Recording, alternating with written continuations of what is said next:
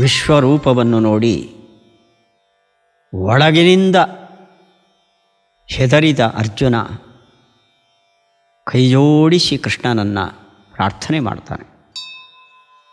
ಶ್ಲೋಕ 25. ದಂಷ್ಟ್ರಾಕರಾಲಾನಿ ಚ ತೇ ಮುಖಾನಿ ದೃಷ್ಟ್ವೈವ ಕಾಲಾನಲಸನ್ನಿಭಾನಿ ದಿಶೋ ನ ಜಾನೆ ನ ಲಭೆ ಚ ಶರ್ಮ ಪ್ರಸೀದ ದೇವೇಶ ಜಗನ್ನಿವಾಸ. ಪದವಿಭಾಗ. ದಂಷ್ಟ್ರಾಕರಾಲಾನಿ ಚ ತೇ ಮುಖಾನಿ ದೃಷ್ಟ್ವಾ ಏವ ಕಾಲಾನಲಸನ್ನಿಭಾನಿ ದಿಶಃ ನ ಜಾನೆ ನ ಲಭೆ ಚ ಶರ್ಮ ಪ್ರಸೀದ ದೇವೇಶ ಜಗನ್ನಿವಾಸ. ನಿನ್ನ ಈ ವಿಶ್ವರೂಪದ ಮುಖಗಳು ಅಂದರೆ ಬಾಯಿಗಳು ದಂಷ್ಟ್ರಾಕರಾಲಾನಿ ಕೋರೆ ಹಲ್ಲಿನಿಂದ ಭಯಂಕರವಾಗಿವೆ. ಚೇ ಮುಖಾನಿ ನಿನ್ನ ಬಾಯಿಗಳು. ಕಾಲಾನಲ ಸನ್ನಿಭಾನಿ ಅವು ಹೇಗಿದೆ ಅಂದರೆ ಒಂದೊಂದು ಕೂಡ ಕಾಲಾನಲ ಅಂದರೆ ಪ್ರಳಯಾಗ್ನಿ. ಪ್ರಳಯ ಕಾಲದಲ್ಲಿ ನೀರು ಅಗ್ನಿಗಳು ಪ್ರಳಯ ಜಲ ಪ್ರಳಯಾಗ್ನಿ ಭಗವಂತನ ಸೃಷ್ಟಿಯನ್ನು ನುಂಗಿ ಹಾಕ್ತವೆ. ಅಲ್ಲಿಗೆ ಕಾಲ ಅನಲ ಅಂದರೆ ಪ್ರಳಯಾಗ್ನಿ. ಸನ್ನಿಭಾನಿ ಅದಕ್ಕೆ ಸದೃಶವಾಗಿವೆ. ನಿನ್ನ ಬಾಯಿ ಏನಿದೆಯೋ ಅದು ಒಂದೊಂದು ಕೂಡ ಪ್ರಳಯಾಗ್ನಿಯಂತೆ ಇದೆ. ಅದೇ ನುಂಗೋದು ಈ ಸೈನಿಕರನ್ನು. ಹೀಗೆ ಕಾಲ ಅನಲ ಸನ್ನಿಭಾನಿ ತೇ ಮುಖಾನಿ ದೃಷ್ಟ್ವೈವ. ನಾನಿನ್ನೂ ಮುಟ್ಟಿಲ್ಲ, ಹತ್ತಿರ ಬರಲಿಲ್ಲ, ದೂರದಲ್ಲಿದ್ದೇನೆ. ಅದನ್ನು ನೋಡಿಯೇ ಕೃಷ್ಣ ದಿಶೋ ನ ಜಾನೆ, ನನಗೆ ಪೂರ್ವ ಯಾವುದು, ಪಶ್ಚಿಮ ಯಾವುದು, ಉತ್ತರ ಯಾವುದು, ದಿಕ್ಕಿನ ಪರಿಜ್ಞಾನವೇ ಹೋಗಿದೆ. ದಿಗ್ಮೂಢನಾಗಿದ್ದೇನೆ ನಾನು. ನಲಭೇಚ ಶರ್ಮ, ಹೆದರಿರೋದರಿಂದ ಸುಖ ನನ್ನ ಹತ್ತಿರ ಬರ್ತಾ ಇಲ್ಲ. ಶರ್ಮ ನಲಭೆ, ಸುಖವನ್ನು ಶಾಂತಿಯನ್ನು ನಾನು ಹೊಂದ್ತಾ ಇಲ್ಲ, ಸುಖದ ಅನುಭವ ನನಗೆ ಆಗ್ತಾ ಇಲ್ಲ. ಜಗನ್ನಿವಾಸ, ಈ ಇಡೀ ಜಗತ್ತಿಗೆ ಮನೆಯಂತಿರುವ, ಜಗತ್ತನ್ನು ಪರೆವ ಶ್ರೀಕೃಷ್ಣನೇ, ದೇವೇಶ ದೇವತೆಗಳಿಗೂ ಒಡೆಯನಾದ ಮಹಾತ್ಮನೇ, ಪ್ರಸೀದ ದಯವಿಟ್ಟು ನನ್ನಲ್ಲಿ ಪ್ರಸನ್ನನಾಗು. ಜಗದೊಡೆಯ ನೀನು, ದೇವೇಶ ನೀನು, ನನ್ನ ಈ ಸ್ಥಿತಿಯನ್ನು ನೋಡಿ ನನ್ನ ಮೇಲೆ ಸ್ವಲ್ಪ ಕರುಣೆ ತೋರಪ್ಪ, ಪ್ರಸನ್ನನಾಗು ಅಂತ ಅರ್ಜುನ ಬೇಡಿಕೊಂಡ. ಅವನೇ ಕೇಳಿದ್ದು ವಿಶ್ವರೂಪವನ್ನು ನೋಡಬೇಕು ಅಂತ. ನೋಡಿದ ಮೇಲೆ ಯಾಕೆ ಕೇಳಿದ್ನಪ್ಪ ಅಂತ ಅನಿಸ್ತು. ಯಾವತ್ತು ಮರೆಮಾಚಿತೀಯೋ ಅಂತ ಶ್ರೀಕೃಷ್ಣನ ಕೈಜೋಡಿಸಿ ಪ್ರಾರ್ಥಿಸಿದ. ದೇವೇಶ ಪ್ರಸೀದ. ಮತ್ತೆ ಶ್ಲೋಕ. ದಂಷ್ಟ್ರಾಕರಾಲಾನಿ ಚ ತೇ ಮುಖಾನಿ ದೃಷ್ಟ್ವೈವ ಕಾಲಾನಲ ಸನ್ನಿಭಾನಿ ದಿಶೋ ನ ಜಾನೆ ನ ಲಭೆ ಚ ಶರ್ಮ ಪ್ರಸೀದ ದೇವೇಶ ಜಗನ್ನಿವಾಸ. ಮುಂದಿನ ಶ್ಲೋಕ. ಕೃಷ್ಣನ ಮುಂದೆ ಅರ್ಜುನ ತಾನು ಕಂಡ ಸತ್ಯವನ್ನು ಹೇಳಿಕೊಳ್ತಾನೆ. ಅಮೀಚ ತ್ವಾಂ ಧೃತರಾಷ್ಟ್ರಸ್ಯ ಪುತ್ರಾಃ ಸರ್ವೇ ಸಹೈವಾವನಿಪಾಲಸಂಘೈಃ ಭೀಷ್ಮೋ ದ್ರೋಣಃ ಸೂತಪುತ್ರಸ್ತಥಾಸೌ ಸಹಾಸ್ಮದೀಯೈರಪಿ ಯೋಧಮುಖ್ಯೈಃ. ಪದವಿಭಾಗ.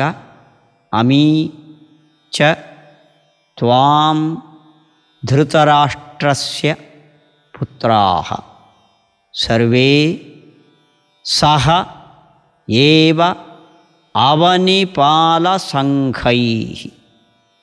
ಭೀಷ್ಮಃ ದ್ರೋಣಃ ಸೂತಪುತ್ರಃ ತಥಾ ಅಸೌ. ಸಹ ಅಸ್ಮದೀಯೈ ಅಪಿ ಯೋಧಮುಖ್ಯೈ. ಅರ್ಜುನ ಕೌರವರ ಸೈನ್ಯಕ್ಕೆ ಅಭಿಮುಖನಾಗಿ ನಿಂತಿದ್ದಾನೆ. ಅವನಿಗೆ ಎದುರುಗಡೆ ಕಾಣಿಸೋದು ಕೌರವರ ಸೈನ್ಯ. ಆ ವಿಶ್ವರೂಪದಲ್ಲಿ ಅವರ ಸ್ಥಿತಿಯನ್ನು ಬಣ್ಣಿಸ್ತಾನೆ ಅರ್ಜುನ. ಧೃತರಾಷ್ಟ್ರಸ್ಯ ಪುತ್ರಾಹ ಅಮೀ. ಧೃತರಾಷ್ಟ್ರನ ಮಕ್ಕಳಾದ 100 ಮಂದಿ ಈ ಕೌರವರು. ಅಮೀ ಅಂದರೆ ಇವರು. ಬರೇ ಅವರಷ್ಟೇ ಇಲ್ಲ, ಅಲ್ಲಿ ಅವರ ಜೊತೆ ಅನೇಕ ರಾಜ ಮಹಾರಾಜರಿದ್ದಾರೆ. ಸರ್ವೇ ಅವನಿಪಾಲ ಸಂಘೈ ಸಹೈವ. ಅವನಿ ಅಂದರೆ ಭೂಮಿ, ಪಾಲ ಅಂದರೆ ಪಾಲಿಸುವವರು, ಭೂಮಿ ಪಾಲಿಸುವವರು ಅರ್ಥಾತ್ ರಾಜರು. ಸಂಘ ಅಲ್ಲಿಗೆ ರಾಜರ ಗುಂಪು. ಆ ಗುಂಪುಗಳಿಂದ ಸಹೈವ ಕೂಡಿಕೊಂಡು ಧೃತರಾಷ್ಟ್ರನ ಮಕ್ಕಳು. ಅದಲ್ಲದೆ ಧೃತರಾಷ್ಟ್ರನ ಮಕ್ಕಳಲ್ಲದೆ ಕೆಲವು ವಿಶಿಷ್ಟರಿದ್ದಾರೆ. ಯಾರನ್ನು ನೋಡಿ ನಾನು ಕರ್ತವ್ಯ ವಿಮುಖನಾಗಿದ್ದೇನೋ, ಭೀಷ್ಮ, ದ್ರೋಣ, ಅಸೌ ಸೂತಪುತ್ರ. ಭೀಷ್ಮರು ನನ್ನ ತಾತರು, ದ್ರೋಣರು ನನ್ನ ಗುರುಗಳು, ಅಸೌ ಸೂತಪುತ್ರ ನನ್ನನ್ನು ಕೊಲ್ಲೋದಕ್ಕೋಸ್ಕರವೇ ಶಕ್ತಿಯಾಯುಧವನ್ನು ಪಡೆದ ಕರ್ಣ. ಇವರೆಲ್ಲರೂ ಇದು ಶತ್ರು ಸೈನ್ಯದ ದೃಶ್ಯ. ಅಷ್ಟೇ ಅಲ್ಲ, ಸಹ ಅಸ್ಮದೀಯೈ ಯೋಧಮುಖ್ಯೈ ಅಪಿ. ಅಸ್ಮದೀಯೈ ನಮ್ಮ, ಯೋಧಮುಖ್ಯೈ ಸೈನಿಕರು ಪ್ರಮುಖರು, ಪ್ರಮುಖ ಸೈನಿಕರೊಂದಿಗೆ ಸಹ ನಮ್ಮ ಶತ್ರುಪಕ್ಷದಲ್ಲಿರುವ ಸಕಲ ರಾಜರಿಂದ ಕೂಡಿದ ಕೌರವರು, ಭೀಷ್ಮರು, ದ್ರೋಣರು, ಕರ್ಣ, ನಮ್ಮ ಸೈನ್ಯದಲ್ಲಿರುವ ಪ್ರಮುಖ ಯೋಧರೊಂದಿಗೆ ತ್ವಾಂ ನಿನ್ನನ್ನು ವಿಶಂತಿ ಅಂತ ಮುಂದೆ ಇದೆ. ನಿನ್ನ ಬಾಯಿಯೊಳಗೆ ಹೋಗುವಂತಹ ದೃಶ್ಯವನ್ನು ನಾನು ಕಾಣ್ತಾ ಇದ್ದೇನೆ. ಅಲ್ಲಿಗೆ ನಮ್ಮ ಸೈನ್ಯ, ನಮ್ಮ ಶತ್ರು ಸೈನ್ಯ, ಭೀಷ್ಮದ್ರೋಣರಂಥ ಮಹಾತ್ಮರು, ಇವರನ್ನೆಲ್ಲ ನಿನ್ನ ಬಾಯಿ ನುಂಗ್ತಾ ಇದೆ ಅನ್ನೋ ದೃಶ್ಯವನ್ನು ನಿನ್ನ ಈ ವಿಶ್ವರೂಪದಲ್ಲಿ ನಾನು ಕಂಡಿದ್ದೇನೆ ಅನ್ನತಾನೆ ಅರ್ಜುನ. ಇದು ಆ ವಿಶ್ವರೂಪದಲ್ಲಿ ಅರ್ಜುನ ಮುಂದಿನ ಭವಿಷ್ಯವನ್ನು ಕಂಡದ್ದು. ಇದನ್ನು ನೋಡಿ ಹೆದರಿಬಿಟ್ಟ ಅವನು. ಮತ್ತೆ ಶ್ಲೋಕ. ಅಮೀ ಚ ತ್ವಾಂ ಧೃತರಾಷ್ಟ್ರಸ್ಯ ಪುತ್ರಾಃ ಸರ್ವೇ ಸಹೈವ ಅವನಿಪಾಲಸಂಘೈಃ ಭೀಷ್ಮೋ ದ್ರೋಣಃ ಸೂತಪುತ್ರಸ್ತಥಾಸೌ ಸಹಾಸ್ಮದೀಯೈರಪಿ ಯೋಧಮುಖ್ಯೈಃ. ಏನು ಅವರೊಂದಿಗೆ? ಕ್ರಿಯಾಪದ ಇಲ್ಲಿದೆ, 27ನೇ ಶ್ಲೋಕ. ವಕ್ತ್ರಾಣಿ ತೇ ತ್ವರಮಾಣಾ ವಿಶಂತಿ ದಂಷ್ಟ್ರಾಕರಾಲಾನಿ ಭಯಾನಕಾನಿ ಕೇಚಿದ್ವಿಲಗ್ನಾ ದಶನಾಂತರೇಷು ಸಂದೃಶ್ಯಂತೆ ಚೂರ್ಣಿತೈರುತ್ತಮಾಂಗೈಃ. ಪದವಿಭಾಗ.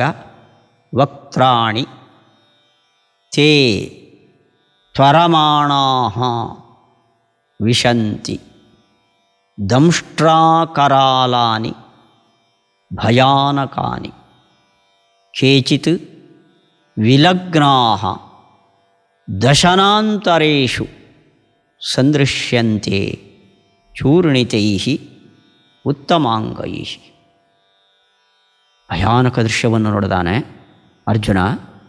ಹಿಂದೆ ಹೇಳಿದ ಎರಡೂ ಸೈನ್ಯದ ಯೋಧರು ತೇ ದಂಷ್ಟ್ರಾಕರಾಲಾನಿ ಭಯಾನಕಾನಿ ವಕ್ತ್ರಾಣಿ ತ್ವರಮಾಣಾಃ ವಿಶಂತಿ.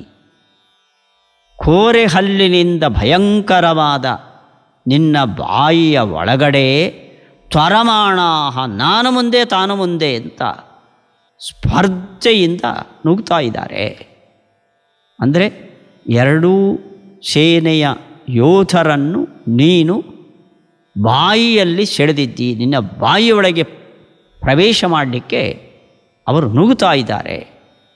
ಅವರಲ್ಲಿ ಕೆಲವರು ಕೇಚಿತ್, ಕೆಲವರು ದಶನಾಂತರೇಶು ವಿಲಗ್ನಾ, ಬಾಯಿಯ ಒಳಗಡೆ ಹೋಗ್ತಾ ಇದ್ದಾರೆ, ಕಚಕ್ಕ ಅಂತ ಕೆಲವರನ್ನ ಕಚ್ಚಿಬಿಟ್ಟಿದೆ. ನಾವು ದಶನ ಅಂತರೇಶು, ಮೇಲಿನ ಕೆಳಗಿನ ಹಲ್ಲುಗಳ ಸಾಲಿನ ಮಧ್ಯದಲ್ಲಿ, ಅಂತರೇಶು ವಿಲಗ್ನಾಹ ಸಿಕ್ಕಾಕೊಂಡು, ಸಂದೃಶ್ಯಂತೆ ಕಾಣ್ತಾ ಇದ್ದಾರೆ ನನಗೆ.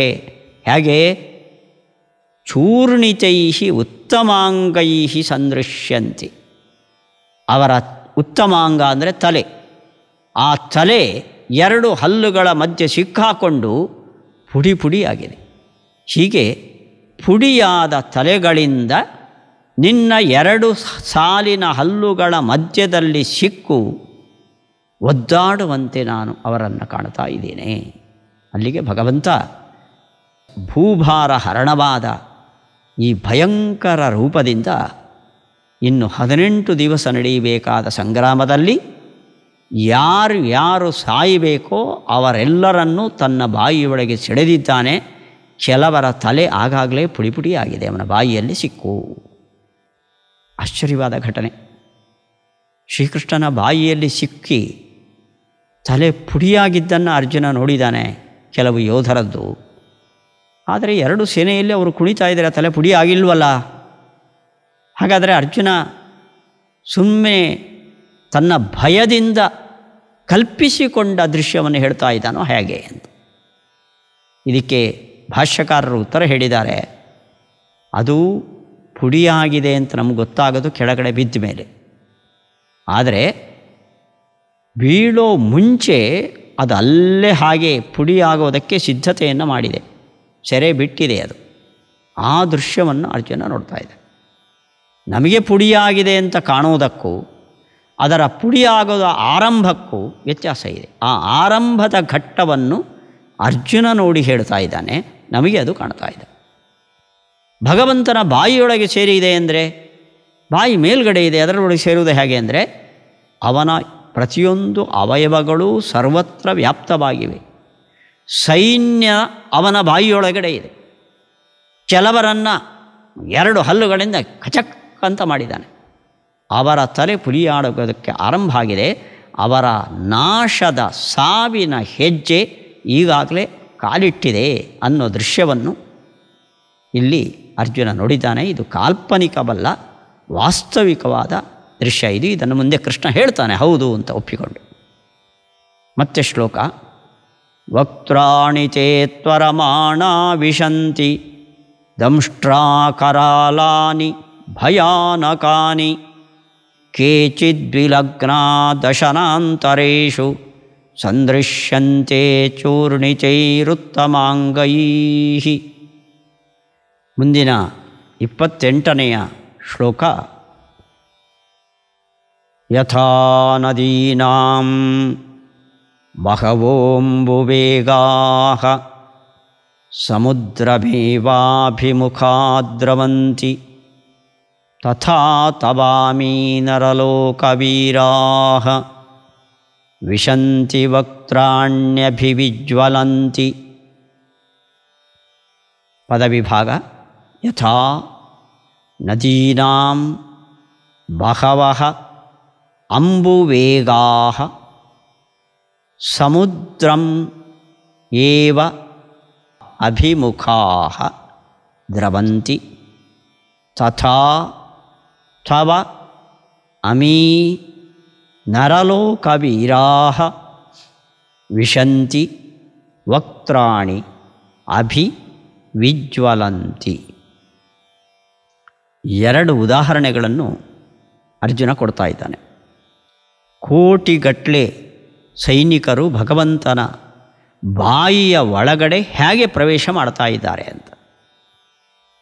ನದೀನಾಂ ಬಹವೋ ಅಂಬುವೇಗಾಃ. ಮಳೆಗಾಲದಲ್ಲಿ ಸಾವಿರಾರು ನದಿಗಳ, ಅಂಬು ಅಂದರೆ ನೀರು, ವೇಗ ಅಂದರೆ ಪ್ರವಾಹ, ನದಿಗಳ ನೀರಿನ ಪ್ರವಾಹ, ಬಹವಃ ಅನೇಕ ಪ್ರವಾಹಗಳು ಎಲ್ಲಿ ಹೋಗಿ ಸೇರ್ತವೆ? ಸಮುದ್ರಮೇವ ಅಭಿಮುಖಾ ದ್ರವಂತಿ. ಯಾವ ಕಡೆ ಸಮುದ್ರ ಇದೆಯೋ ಆ ಕಡೆ ಯಾರ ತಡೆಯೂ ಇಲ್ಲದೆ ಧರ ಧರ ಧರ ಧರ ಅಂತ ಹರಿಕೊಂಡು ಹೋಗ್ತಾ ಇವೆ. ಅನೇಕ ನದಿಗಳ ನೀರಿನ ಪ್ರವಾಹವು ಹೇಗೆ ಸಮುದ್ರಾಭಿಮುಖವಾಗಿ ಓಡುತ್ತವೋ ತಥಾ ಹಾಗೆ ನರಲೋಕ ವೀರಾಹ, ಈ ಭೂಲೋಕದ ವೀರಾಧಿವೀರರು, ವಿಜ್ವಲಂತಿ ತವ ವಕ್ತ್ರಾಣಿ, ಸ್ಫುರಿಸುವ ಅಂದರೆ ಪ್ರಜ್ವಲಿಸುವ ನಿನ್ನ ಬಾಯಿಯನ್ನು ವಿಶಂತಿ ಸೇರ್ತಾ ಇದ್ದಾರೆ. ನದಿಯ ಪ್ರವಾಹ ಸಮುದ್ರದ ಕಡೆಗೆ ರಭಸವಾಗಿ ಹರಿಯುವಂತೆ ನಿನ್ನ ಉಜ್ವಲವಾದ ಬಾಯಿಯ ಕಡೆಗೆ ಈ ವೀರಾಧಿವೀರರು ಪ್ರವಾಹದಂತೆ ನುಗ್ಗಿ ಬರ್ತಾ ಇದ್ದಾರೆ. ಅಲ್ಲಿಗೆ ತಡ ಇಲ್ಲದೆ ಅವಸರವಾಗಿ ಅವರು ನಾಶಕ್ಕೆ ಸಿದ್ಧರಾಗಿ ನಿಂತಿದ್ದಾರೆ. ನೀನು ನುಂಗೋಕ್ಕೆ ಸಿದ್ಧನಾಗಿದ್ದಿ. ಈ ದೃಶ್ಯವನ್ನು ವಿಶ್ವರೂಪದಲ್ಲಿ ಅರ್ಜುನ ಕಂಡ. ಅಲ್ಲಿಗೆ ಭೂಭಾರ ಹರಣಕ್ಕೆ ಹೊರಟ ಭಗವಂತ ತಾನು ಸಂಹಾರ ರೂಪನಾಗಿ ನಿಂತಿದ್ದಾನೆ ಅನ್ನೋ ವಿಶೇಷ ಈ ವಿಶ್ವರೂಪಕ್ಕೆ ಇದೆ. ಮತ್ತೆ ಶ್ಲೋಕ. ಯಥಾ ನದೀನಾಂ ಬಹವೋಂಬುವೇಗಾಃ ಸಮುದ್ರಮೇವಾಭಿಮುಖಾತ್ ದ್ರವಂತಿ ತಥಾ ತವಾಮೀ ನರಲೋಕವೀರಾಃ ವಿಶಂತಿ ವಕ್ತ್ರಾಣ್ಯಭಿವಿಜ್ವಲಂತಿ. ಇನ್ನೊಂದು ದೃಷ್ಟಾಂತವನ್ನು ಕೊಡ್ತಾನೆ. ಯಥಾ ಪ್ರದೀಪ್ತಂ ಜ್ವಲನಂ ಪತಂಗಾಃ ವಿಶಂತಿ ನಾಶಾಯ ಸಮೃದ್ಧವೇಗಾಃ ತಥೈವ ನಾಶಾಯ ವಿಶಂತಿ ಲೋಕಾಃ ತವಾಪಿ ವಕ್ತ್ರಾಣಿ ಸಮೃದ್ಧವೇಗಾಃ. ಪದವಿಭಾಗ. ಯಥಾ ಪ್ರದೀಪ್ತಂ ಜ್ವಲನಂ ಪತಂಗಾಃ ವಿಶಂತಿ ನಾಶಾಯ ಸಮೃದ್ಧವೇಗಾಃ ತಥಾ ಏವ ನಾಶಾಯ ವಿಶಂತಿ ಲೋಕಾಃ ತವ ಅಪಿ ವಕ್ತ್ರಾಣಿ ಸಮೃದ್ಧವೇಗಾಃ. ಹಿಂದೆ ಸಮುದ್ರ ನೀರಿನ ಪ್ರವಾಹದ ದೃಷ್ಟಾಂತವನ್ನು ಕೊಟ್ಟ ಅರ್ಜುನ. ನದಿಯ ನೀರುಗಳು ಸಮುದ್ರ ಸೇರಿ ಆರಾಮವಾಗಿರುತ್ತವೆ. ಆದರೆ ಇಲ್ಲಿ ಹಾಗಲ್ಲ. ಇವರು ತಮ್ಮ ದೇಹವನ್ನು ತೊರೆದು ಸಾಯುವ ಸ್ಥಿತಿ ಇದು. ಅದಕ್ಕೆ ಸರಿಯಾದ ಮತ್ತೊಂದು ದೃಷ್ಟಾಂತವನ್ನು ಅರ್ಜುನ ಇಲ್ಲಿ ನೀಡಿದ್ದಾರೆ. ಪತಂಗ ಮತ್ತು ಬೆಂಕಿ. ಬೆಂಕಿ ರಾತ್ರಿ ಹೊತ್ತು ಹಚ್ಚಿದಾಗ ಆ ಬೆಂಕಿಯ ಕಡೆಗೆ ನುಗ್ಗಿ ನುಗ್ಗಿ ಬಿದ್ದು ಸಾಯ್ತವೆ ಪತಂಗಗಳು, ಚಿಕ್ಕ ಚಿಕ್ಕ ಚಿಕ್ಕ ಕೀಟಗಳು ಅವು. ಮಳೆಗಾಲದಲ್ಲಿ ಮಳೆ ಒಂದು ಸತಿ ಬಂದು ನಿಂತರೆ ಅವೆಲ್ಲ ಲೈಟಿನ ಮುಂದೆ ಕುಣಿದು ಕುಣಿದು ಕುಣಿದು ಧಬ್ಬ ಅಂತ ಬಿದ್ದು ಸಾಯೋ ದೃಶ್ಯವನ್ನು ನಾವು ನೋಡಿದ್ದೀವಿ ನೋಡಿ. ಇದು ಇವತ್ತು ನಾವು ಮನೆಗಿನೇ ಕಟ್ಕೊಂಡಿದ್ದೇವೆ, ಒಳಗಡೆ ಬರೋದು ಸ್ವಲ್ಪ ಅಷ್ಟೇ. ಆ ಕಾಲದಲ್ಲಿ ರಾತ್ರಿ ಉರಿಯುವ ಬೆಂಕಿಗೆ ಓಡಿ ಓಡಿ ಬಂದು ಬೆಂಕಿಗೆ ಬಿದ್ದು ಸಾಯುವ ಆ ಪತಂಗದಂತೆ ಎರಡೂ ಸೇನೆಯ ಸೈನಿಕರು ನಿನ್ನ ಬಾಯಿ ಎಂಬ ಬೆಂಕಿಯಲ್ಲಿ ಬಿದ್ದು ನಾಶಕ್ಕೆ ಸಿದ್ಧರಾಗಿದ್ದಾರೆ. ಯಥಾ ಪ್ರದೀಪ್ತಂ ಜ್ವಲನಂ, ಉರಿಯುವ ಬೆಂಕಿಯನ್ನು, ಪತಂಗಾಹ ಹೇಗಿವೆ, ಸಮೃದ್ಧ ವೇಗಾಹ, ಬೇಕಾದ ಸಾಮರ್ಥ್ಯದ ವೇಗವುಳ್ಳ ಪತಂಗಾಹ, ಆ ಕೀಟಗಳು ನಾಶಾಯ ವಿಶಂತಿ, ಆ ಬೆಂಕಿಯನ್ನು ತಮ್ಮ ನಾಶಕ್ಕೆ ಅವುಗಳ ಒಳಗೆ ಪ್ರವೇಶ ಮಾಡ್ತವೆ, ಆತ್ಮಹತ್ಯೆ ಮಾಡ್ಕೋತವೆ ಅವು. ತಥೈವ ಅದರಂತೆ ಸಮೃದ್ಧ ವೇಗಾಹ ಲೋಕಾಹ, ಈ ಎರಡೂ ಸೇನೆಯ ಜನರು, ಲೋಕಾಹ ಅಂದರೆ ಸಮೃದ್ಧ ವೇಗಾಹ, ವೇಗವುಳ್ಳವರಾಗಿ ತವ ವಕ್ತ್ರಾಣಿ ನಾಶಾಯ ತಥೈವ ವಿಶಂತಿ, ಅದರಂತೆಯೇ ಪ್ರವೇಶ ಮಾಡ್ತಾ ಇದ್ದಾರೆ ನಿನ್ನ ಬಾಯಿ ಒಳಗಡೆ. ಪತಂಗಗಳು ಬೆಂಕಿಗೆ ಬಿದ್ದು ಸಾಯುವಂತೆ ನಿನ್ನ ಬಾಯಿಯ ಜ್ವಲನೆ ಬೆಂಕಿಗೆ ಬೀಳೋದಕ್ಕೆ ವೇಗದಿಂದ ಓಡಿ ಬರ್ತಾ ಇದ್ದಾರೆ ಈ ಯೋಧರು. ಈ ದೃಶ್ಯವನ್ನು ನಿನ್ನ ವಿಶ್ವರೂಪದಲ್ಲಿ ಕಾಣ್ತಾ ಇದ್ದೇನೆ ಶ್ರೀಕೃಷ್ಣ ಅಂದ.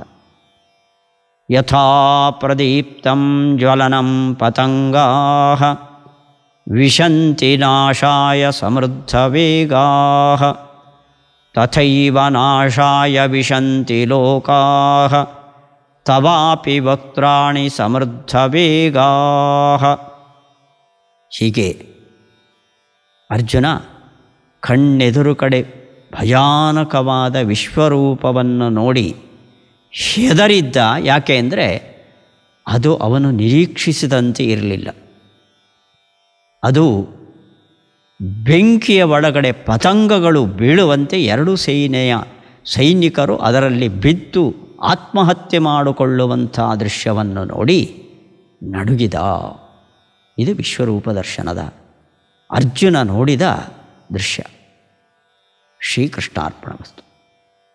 ಭಗವದ್ಗೀತೆಯ ಈ ಪ್ರವಚನದ ಸೇವೆಯನ್ನು ಶ್ರೀಮತಿ ಚೈತ್ರಾ ಚಂದ್ರಕಿರಣ್ ಮತ್ತು ದೈವಿಕ್ ಹಾಗೂ ವಿವಾನ್ ಇವರು ನಡೆಸಿಕೊಟ್ಟಿದ್ದಾರೆ.